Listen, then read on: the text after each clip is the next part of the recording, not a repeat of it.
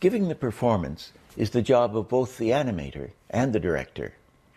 I think there are only a few important things to say about directing, but we've got to know those. The director's job is to hold everything together so that the animator can give the performance. I've got three rules only for directing. Rule 1 is be clear. Everything should be absolutely clear to the viewer. Rule 2 is be clear. And rule 3 is be clear. And that's kind of it that's the job. Make everything clear. Have everything displayed clearly to the audience. No ambivalence, no doubt. Okay? Now, after that, the other thing that is sacrosanct is the brief. Like a lawyer's brief. What do they want? You know, what does the client want? If the man who has the gold makes the rules, golden rule, what does he want? What is the brief? On the Christmas Carol, Chuck Jones got me the job from New York and said, I want it like 1850s illustrations. And I said, please, can we get away? We've just done the Light Brigade. He said, I know, that's why you're getting this job, because I've shown these people with the money and they know you can do it. And I said, but I don't want to do it. Why can't you let me design it like my way? And he said, I don't want it. I want, your way, doing 1850s illustration. That is the brief, right? So then we got the 1850s illustrations out and followed them. That's the brief. The brief on Roger Rabbit, for example, was this. We want them to look like Warner characters. We want them to move like Disney characters. And we want Tex Avery humor, but not as wild and brutal. Halfway. And that was the brief. That was it. And we want them to look like 1940 characters. So I made them look like 1940 characters. I did a ton of research and then did the job. I'll come back to that, actually, research. So the brief is sacrosanct. If they want rubber ducks with fly, don't take the job if you don't want to do it. I wanted to do it in the end. So I became a 1940s animator or a fashion artist or I don't know what, Ronald Searle, whatever you want. So the brief is sacrosanct. Don't take the money. I learned in advertising, when in doubt, when you're trying to draw the character for the film, if they haven't got it designed, I just draw the client. And they say, oh, I like that. Or the client's wife, if she was around, or girlfriend, or boyfriend, whatever it was. So that's the brief, isn't it? You're working for them. Your job is to make them look good. I had some, you could say, almost friends in Chicago, very nice guys, advertising men I used to work for. And one of them said to me, this is after about 15 years of work, he said, gee, Dick, you've been making me look good, he said, this art director who ran the agency. You've been making me look good for 15 years. And I said, that's what the job is. You're to make the guy with the gold or the client, you're to make them look good. You're servicing them. So I think the director's job is to follow the brief. Even if he's one of the ones who set the brief up. I mean, Chuck Jones sets up rules for himself, he always said, and he would just follow them. Very tight rules.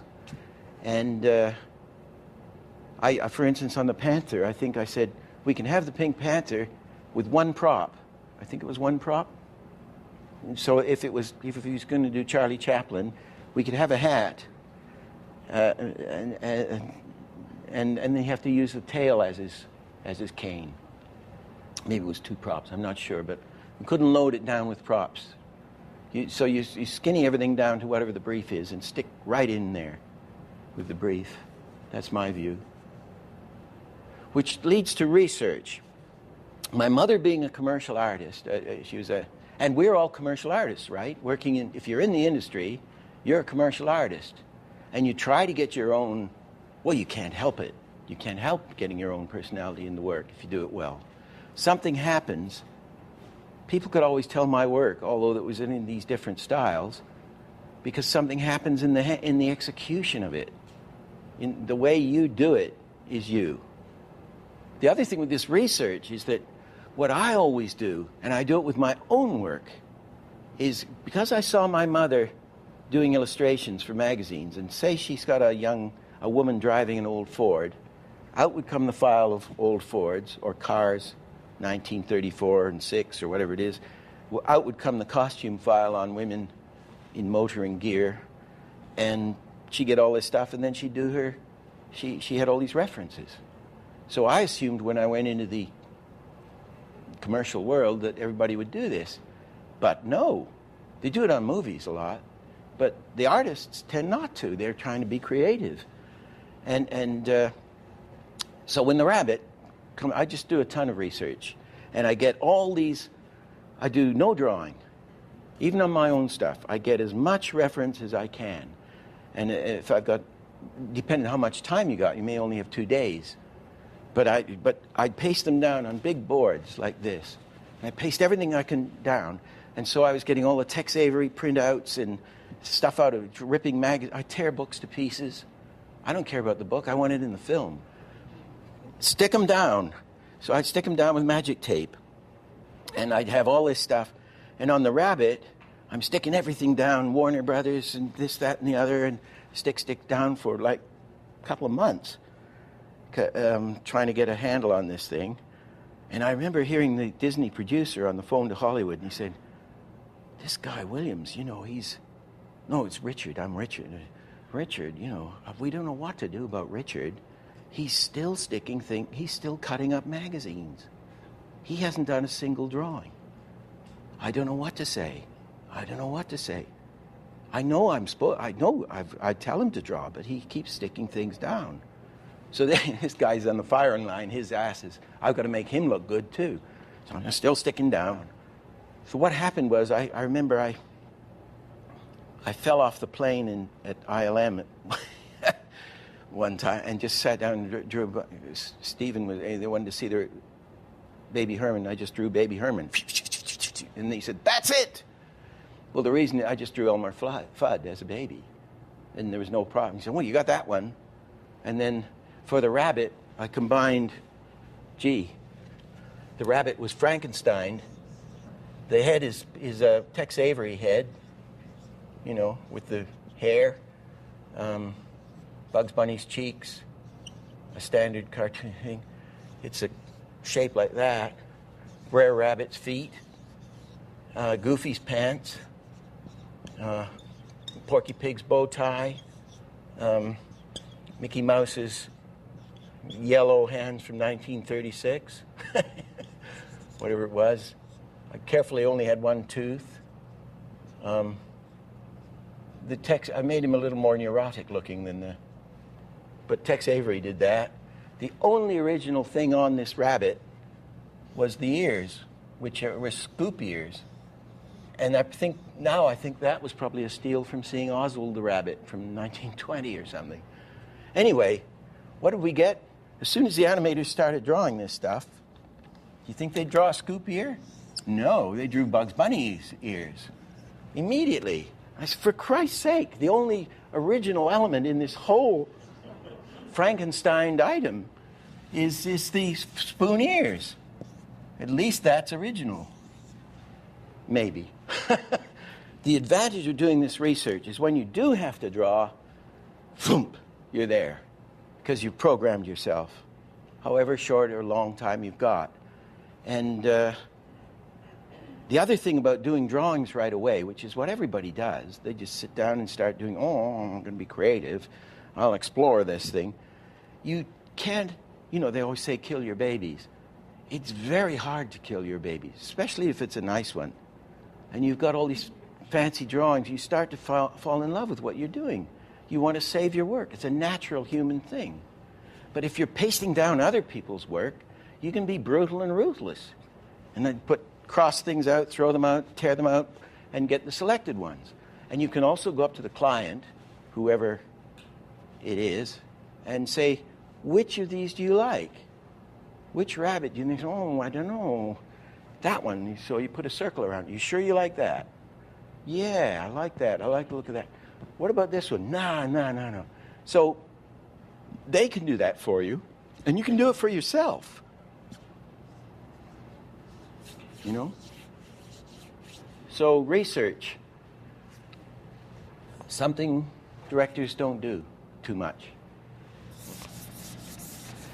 There's a thing here that's between direction and animation. Both the animator should know it and the director should certainly know it. And that is that you're going to display things. You must display what's happening. You know, and in all the books they say, well, animators, they use profiles because they want to have a very clear silhouette. If I'm doing something here, writing on a piece of paper, you want to be able to shade it in and see it in silhouette so it instantly reads. And that becomes a cliche. You want to see it. You want to display it. You want to get it out where everybody can see it so that it's clear. For instance, what's this guy doing? Now what's this guy doing? And what on earth is he doing? You know, and you want to make sure that the colors are clear, you know, that it's not muddy, that hopefully you're using, you know, if you have a golden hand, a yellowy hand against a blue background, it's going to read. On the other hand, you want to make a thing clear, but supposing there's a little old lady. I've seen little old ladies in the store who have no money, and they've got their purse, and, you know, how are you going to get that in profile? So you might as well do it in the front and just have a blob. So you can still read it as long as the colors are clear. You know, so it doesn't have to be this profile thing. You might want to work to the camera, but we make things clear. We get it out there where we can display it. Now, there's a thing about expression, which I see all the time violated in Hollywood animation. They change an expression while they're moving it, and you don't see the change. So as change is the most important thing we can get in change in movements, change in attitude, change. So if a guy's reading a book, this is a milk call example. If a guy's reading a book, there's his hands, he's reading this book. Here he is, where's his shoulders? He's reading a book, right?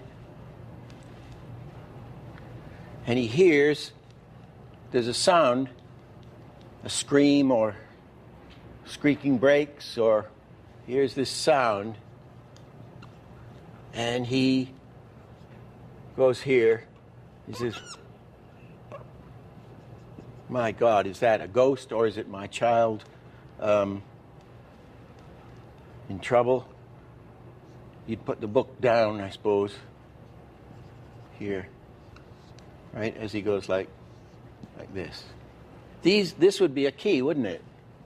This is a storytelling drawing, a key. And this is a key. But let's draw an important thing. He goes, whoop.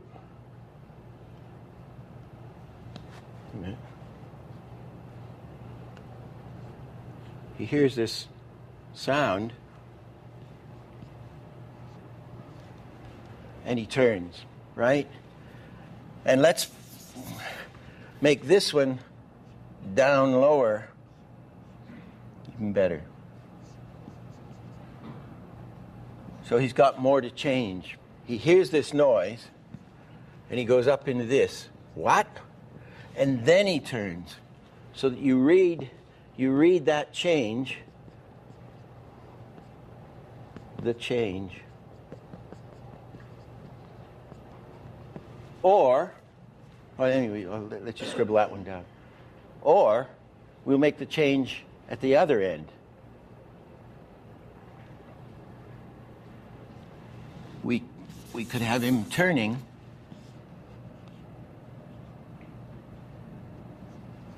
on this drawing. He turns, and he gets to this end.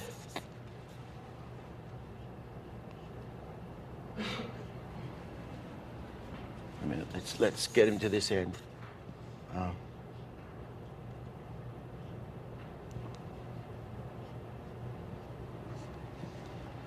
Okay. And then, having gotten there, then you get the change. He said, good God, it could be my kid, or it could be a ghost, or whatever the thing is. So we want to display what's happening, and that's the way to do it. Don't have a change in the middle. Don't have it, he's down here. Don't have it go like that. Don't have it. You want to go noise, what? Or noise, what? So either at the beginning or the end. Read that change. A man hears a noise. It frightens him, and he swings round.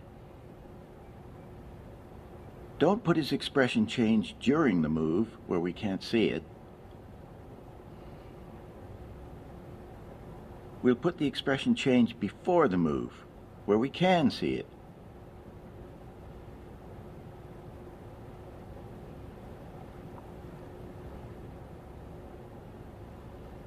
But to make it stronger, we need something to change from, something opposite to change to.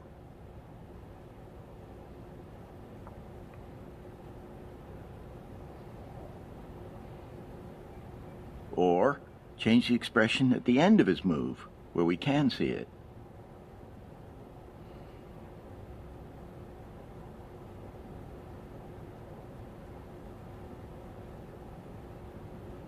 Either way, put the change where we can see it, not during a broad move. That's kind of an important acting thing. I see so many bad examples, so many examples of this that it's not done. They're trying to get the change in the middle and think you're going to see it, and you ain't going to see it. The audience can only take in one thing at a time. The director and the actor should only do one thing at a time. And when we animate, we should only animate one thing at a time. The big mistake is to try to do everything at once. If you watch really good actors, you can see they only do one thing at a time. Now let's go back to our expression change on faces, which we've seen before, and see how effective it is when you do one thing at a time. It's fast, but you read it, you feel it. Watch good actors. Their expression will change one part at a time. Their eyes widen, nose might crinkle, the mouth drop. One thing follows another.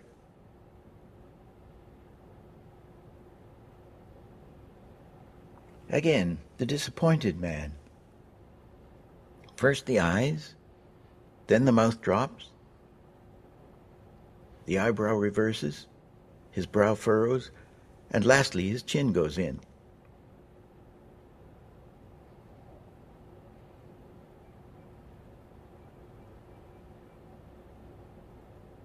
Take a bit of fast action. If the poses are clear, you get instant read.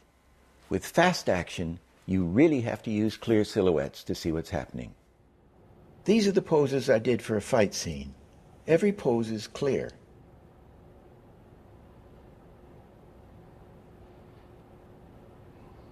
I made the silhouettes as clear as I could so that we get instant read.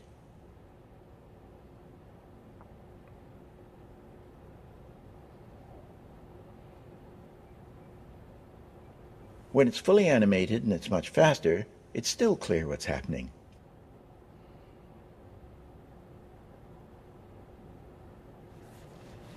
In designing characters, You want to get, everything is contrast, isn't it? You got big and little, fat and thin, tall and short, round and square, concave, convex. Everything in life is contrast, isn't it? You want to get contrast. You don't want everything to be the same. And can you imagine a play where all the characters look the same? That would be a statement on modern life, but it wouldn't be a very interesting play. So go for contrast. And with this, I use that in shapes. For instance, with the Roger Rabbit stuff. Roger Rabbit is a European clown, which is that shape. You know, they have the big feet and the bow tie and the pants. And then he's got this coming off the top. He's a white-faced European clown. He's that shape. Jessica is that shape.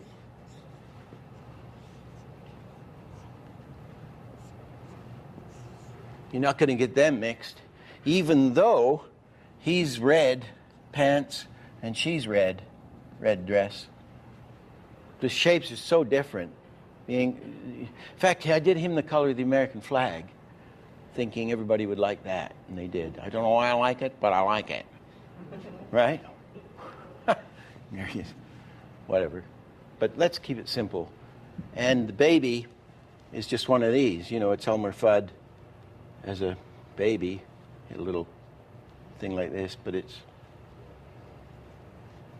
Elmer, little round things. He's sitting in his leg, PP, you know, the little, whatever. You're not going to get those shapes mixed up. The weasels were sort of that shape, you know, with a hat.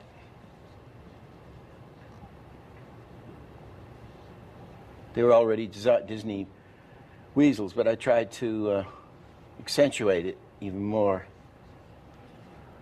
So go for contrasting shapes. And one of the wonderful things he did in The Lion King, I thought was a wonderful example of the different voices. You could never imagine that one voice was the same as the... You'd never get them confused. They had a wonderful separation of voices. You want to separate the shapes and characters.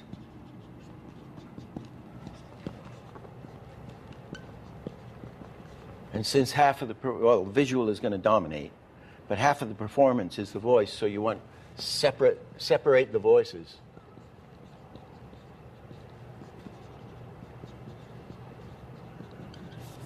Tom and Jerry is a really good example.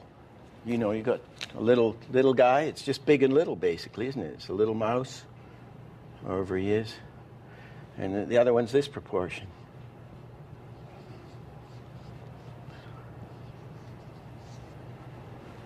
Sylvester and Tweety, isn't it? Big and little, fat, thin. Most of the good vaudeville comics, Laurel and Hardy, fat, thin, round head, thin head, you know, however he was. Stan Laurel. You know, separate. Actually, that's good caricature. Got that? I'm surprised. So you get the theory, anyway, and people don't do that very much. So we're going to contrast voices, we're going to contrast sound. Right? So they're very contrasting. Everything must be very contrasting. We're getting the contrast of the concave to the convex, or the big to the small, and we have the contrast of the voices, and we have the contrast of the colors, and we have the contrast of the speeds. Put them all together, and you get a wonderful effect. People don't think of it. Okay? However, whatever the design, the movement always dominates. This old lady looks like an anatomical road map, but she's really just a standard old Hollywood pear shape.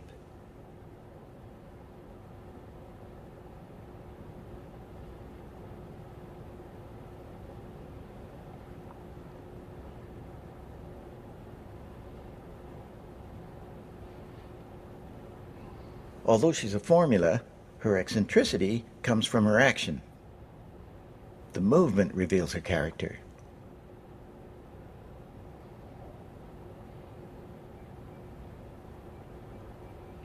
Very important, hookups. Hookups. In live action, if you take these amazing Busby Berkeley extravaganzas with Fred Astaire or 100 women with feathers and diving into pools and stuff, they will do these long, sustained scenes, and they'll have a dancer, Ann Miller or something, out in front doing these things, and they will hook up. They will come to the end of the scene, and she'll go bump, and she'll get ready for this bump, and they'll cut to the next, almost sometimes quite a close, similar angle. She'll go, and she'll complete the action, of course, bump on the next frame. You know, they'll obviously shoot it, bump, and then they'd intercut, so it works, and they'll slam a drum beat or orchestral chord on it, harsh sound, bump, and they'll change the entire background, you know, or the angle, and these things like Swing Time or Going Down to Rio or whatever it is, these musicals, especially the black and white ones and the Busby Berkeley ones, they hook up these enormously difficult scenes in a most brilliant way. And you see in animation, they don't hook it up at all. A guy gets a scene, the director gives the animator a scene, and the character's here. It's a rabbit or something. It's like this. And they'll cut to another angle when the rabbit's going with his arms out. And they cut to another shot where the rabbit's, the rabbit's over here in an all too similar angle. And he's got, say it's his back or something. Dreadful cuts. Dreadful. Study good live action. Study Kurosawa. Perfect. He never makes any mistakes.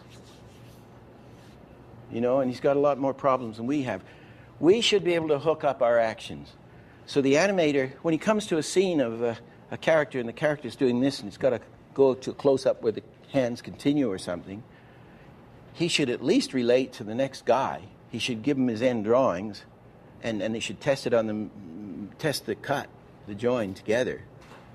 Or the director should be on the ball and get there to make sure these hookups work. Very early on in the Silent Mickey Mouses, they discovered that if you took even a really simple face and altered the expression, the character appeared to think. Eric Larson, master animator and teacher, put it beautifully. Through a change of expression, the thought process was shown. What animation has to have is a change of shape. I'll just do, we'll give him eyebrows. And it says that the subject gradually lowers his brow into a frown. So everything else on this drawing should be exactly the same. Trace back. Or all that's moving, let's make it curvy. Maybe it's a little better. That's a bit better. The subject lowered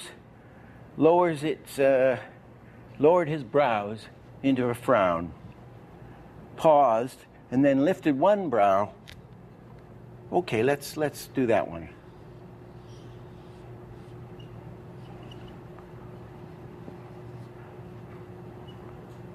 He lifts one brow.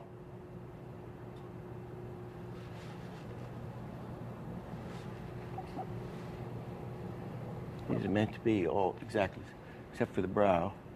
Lifted one brow, and glance to the side. I'll just move the eyes over so that it...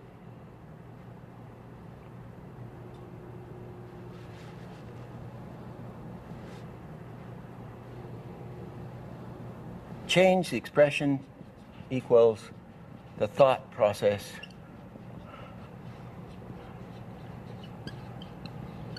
is shown. You change, you get this change, and it shows the thought process.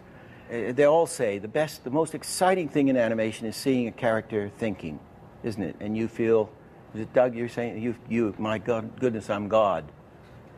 You actually control the thoughts of these squiggles, or whatever they are, images. And you have a character thinking. I mean, when I was working on The Thief, who was a very slow-witted creature, it was so stupid. You could see him thinking. It used to just kill me. But I would show him thinking very slowly. Let's put in a couple more drawings in here. Put one in here.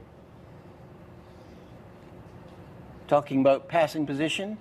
Is there an interesting passing position to put in here? Let's just get the face here, which might be an anticipation, because he's saying, okay, the guy's going to frown.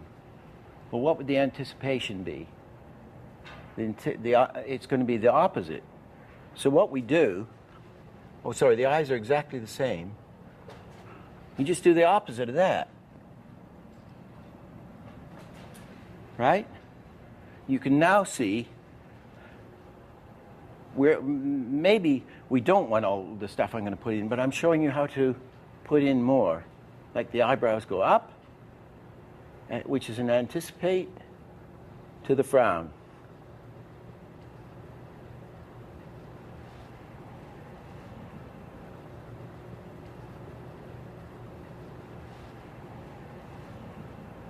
Right? There's one more I can get in.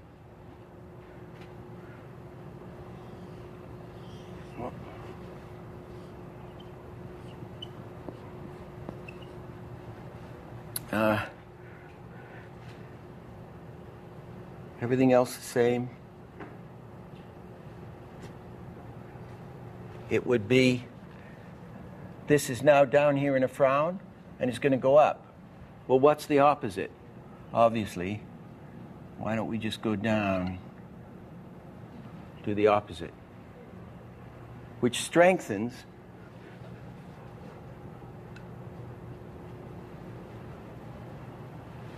that one. And then you just move the eyes over.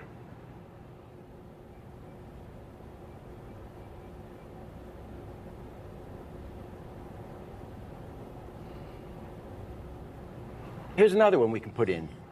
Ha-ha.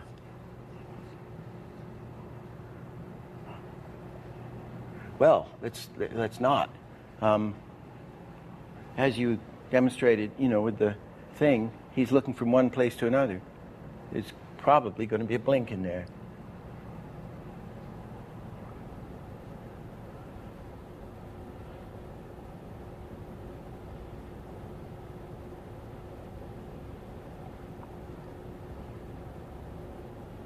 Now that's maybe putting too much in, see, isn't it? It starts to look maybe too mushy or corny. I would try it with this one as I've illustrated Eric's thing, then put that one in and see if it made it better or cornier. And then do another test with that one in, see if it made it better or cornier. And then do another one with the blink. So whatever's happening, if that's corny or not, he's definitely thinking. What we might do, I'd start to mess with it if I were doing this. I'd put the blink in there.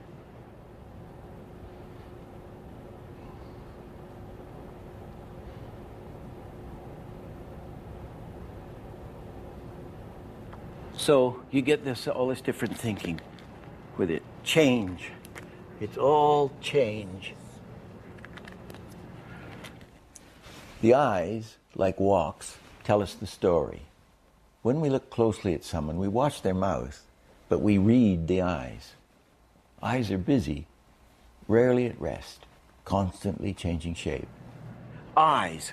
I'm not going to do anything much about eyes, except that we know there's the brain, however it is, and the eyes are the visible part of the brain, right? That's why everybody says it's all in the eyes. You've got to watch the eyes to see the soul or whatever it is. The eye is the brain. That's why we know, you try and look at each other now, you look away. It's embarrassing because it is the visible. It's just joined right there. So, and animators go on about eyes all the time. You have to have these eyes, you know, the Disney eyes, whatever it is. They all have to look like that, you know. And the eyes have it. Everybody looks at the eyes. There's supposed to be a thing. You know, they have theories. There's the face, and you watch that triangle, the mouth, the eyes. And they all have these wonderful theories, and they go on and on and on about eyes. And I say, I mean, I watch eyes, of course. We all watch eyes. All these guys with their theories about eyes, they get lost in their goddamn theories and forget to look.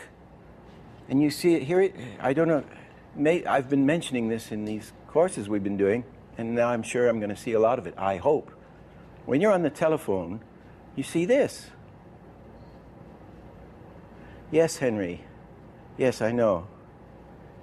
The eyes are working, clicking around all over the place without blinking. As we think, as this thinking's going on, these things are wiggling around. So please animate the eyes. You know, and it's very different. People do it very differently. Our eyes tell the story. We watch the eyes more than the mouth.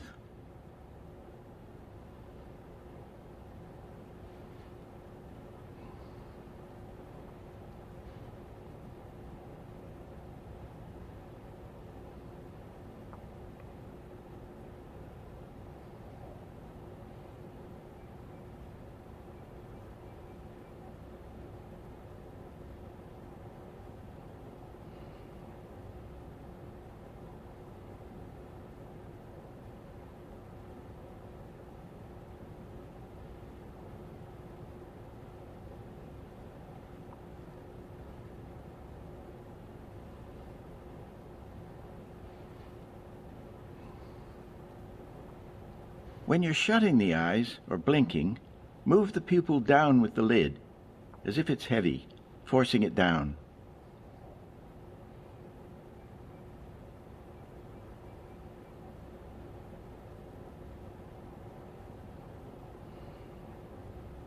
When the eye revolves, it's good to distend the pupil to show the form.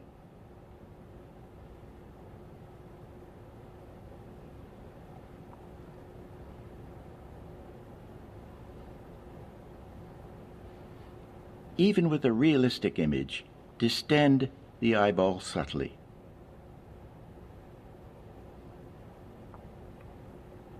And again, very slightly.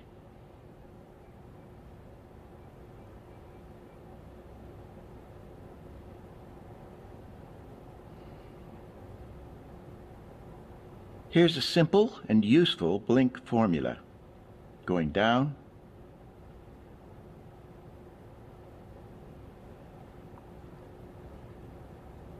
and coming back up.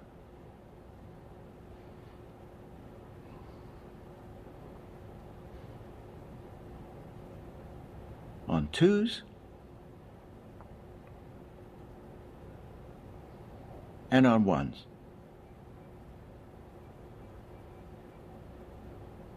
If we put the blinks out of phase with each other,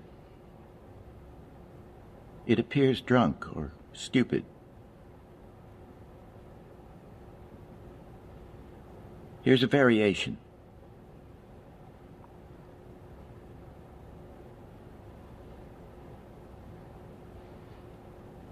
Let's take this simple bit of animation.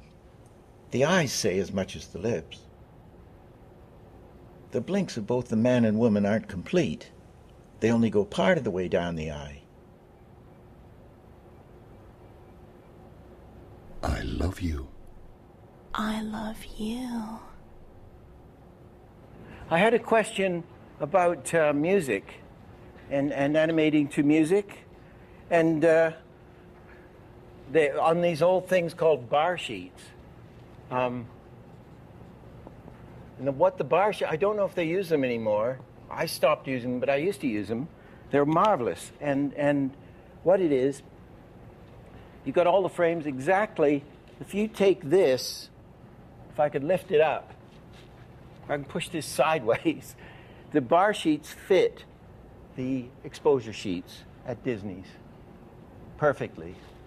Absolutely brilliant. So the director used these bar sheets to indicate his action. You see, you could time stop, bump, bump, blah, blah, blah, blah, blah, thud, bang, right? He would write the action. The dialogue could also be written down here. Go and never darken my door again. Could be filled in here. Then they would have for the composer, they would have the music. They'd have what do you call it? Music graph on it. And the guy could write his music, his main music line, or his melody, at least, along there, which would fit the things, see? So then if you were doing an elaborate piece of music, you could take the bar sheet, fit it on the side here, and write all the information down there. It fits exactly. So you've got the director's timing, and you've even got indications of the music if you want. It's a wonderful system. Of course, they then started printing this a different size, so that it didn't fit anymore on the side of the, and all this stuff fell apart, these systems. And I think they're going back together slowly. Sorry. Related to the bar sheets, then, how did they treat it in Fantasia, where they had the music first and the action came? Well, I know Art Babbitt, you do the music. Yeah, you just fit. You'd write your music out on there, and then the director would fit to the music. That could come first. I mean, obviously, the dialogue always comes first, right? But Babbitt, doing the mushroom dance, I know he had the full score in front of him. He, on a dare, decided to learn to play the piano. He thought he'd never be Paderewski, but of course, being Babbitt, he learned to play the piano. So he read the score, and he could select out bits. I don't think you need, I now read music and write music and stuff. I don't think you need to read the score. You just need to, you listen to it, doing, doing, boing, da, and if that's marked on the sheet, and you play your soundtrack over and over until you're bananas from it, doing, doing, doing, blah, you're going to hit that. About directing, we thought it would be a good idea to take our animated logo as an example. It's very complex. Has 12 characters, all in different styles and colors, different proportions. All have to move and walk differently. All have to enter interestingly, one at a time. All have to march to the same beat. And they all have to end up on a cycle without being boring. And we had to do it so it's building up to a visual crescendo. As we have 12 of these characters coming in, we have to make the audience look just where we want them at the right time, so that the minute the interest is established on one, the other one's in, and then another one overlaps. But we see enough of each one as they all pile in. So we've got all these different characters, completely different styles, completely different proportions and everything, and they all have to have totally different personalities. The thing I animated was the sexy woman, and I thought, well, she's got to come in a completely different way. And then her hands flash up and the whole creature appears. And then she does her sexy walk across the screen, spinning around, and then we thought, oh, well, this guy who has to follow her, the grid man, just have his feet, have him stalk her, kind of. And then when he gets behind her, he grows into a Technicolor delight.